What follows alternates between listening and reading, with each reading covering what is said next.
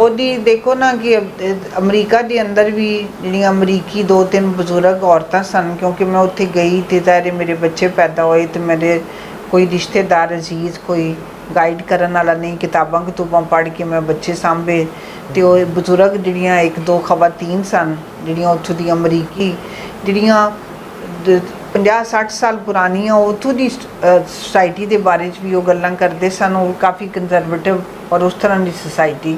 ਤੇ ਅਮਰੀਕਾ ਜਾਂ ਦੂਜੇ ਜਿਹੜੇ ਮੁਲਕ ਨੇ ਉਹਨਾਂ ਨੇ ਤਰੱਕੀ ਕੀਤੀ ਹੈ ਜਦੋਂ ਉਹ ਚਰਚ ਤੋਂ ਆਜ਼ਾਦ, ਚਰਚ ਵੱਖਰਾ ਹੋ ਗਿਆ, ਰਿਆਸਤ ਵੱਖਰੀ ਹੋ ਗਈ। ਚਰਚ ਜਿਹੜਾ ਹੈ ਮਜ਼ਹਬ ਦਾ ਆਪਣਾ ਇੱਕ ਕੰਮ ਹੈ, ਮਜ਼ਹਬ ਨੇ ਕੀ ਕਰਨਾ ਹੈ, ਰਿਆਸਤ ਚਲਾਉਣ ਵਾਲੇ ਹੋਰ ਲੋਕ ਨੇ। ਤੇ ਜਿਹੜਾ ਤੁਸੀਂ ਪਾਕਿਸਤਾਨ ਵਿੱਚ ਕਹਿ ਰਹੇ ਹੋ, ਪਾਕਿਸਤਾਨ ਵਿੱਚ ਜਿਹੜੇ ਲੋਕ ਪਾਕਿਸਤਾਨ ਬਣਨ ਦੇ ਖਿਲਾਫ ਸਨ, ਜਿੰਨੇ ਵੀ ਮਜ਼ਹਬੀ ਗਰੁੱਪ ਹਨ, ਅਗਰ ਆਪਾਂ ਤਾਰੀਖ ਨੂੰ, ਮੈਂ ਕੋਈ ਐਗਜ਼ੈਜਰੇਟ ਨਹੀਂ ਕਰ ਰਹੀ, ਤਾਰੀਖ ਦਾ ਮੁਤਾਲਾ ਕਰ ਲਓ, ਜਿੰਨੇ ਮਜ਼ਹਬੀ ਗਰੁੱਪ ਸਨ ਪਾਕਿਸਤਾਨ ਬਣਨ ਦੇ ਟਾਈਮ ਉਹਨਾਂ ਨੇ ਮੁਖਾਲਫਤ ਕੀਤੀ। ਉਸ ਵੇਲੇ ਮੁਖਾਲਫਤ ਜਦੋਂ ਪਾਕਿਸਤਾਨ ਬਣ ਗਿਆ ਤਾਂ ਫਿਰ ਉਹ ਉਹਦੇ ਠੇਕੇਦਾਰ ਬਣ ਗਏ।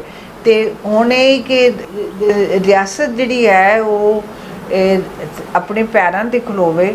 ਜਿਹੜੇ ਇੱਥੇ ਜਮਹੂਰੀ ਨਿਜ਼ਾਮ ਆਏ, ਲੋਕ ਤਾਕਤ ਫੜਨ, ਉਹਨਾਂ ਕੋਲ ਤਾਕਤ ਹੋਏ, ਉਹਨਾਂ ਨੇ ਕਾਨੂੰਨ ਬਣਾਉਣੇ, ਕਾਨੂੰਨ ਸਾਜ਼ੀ ਕਰਨੀ।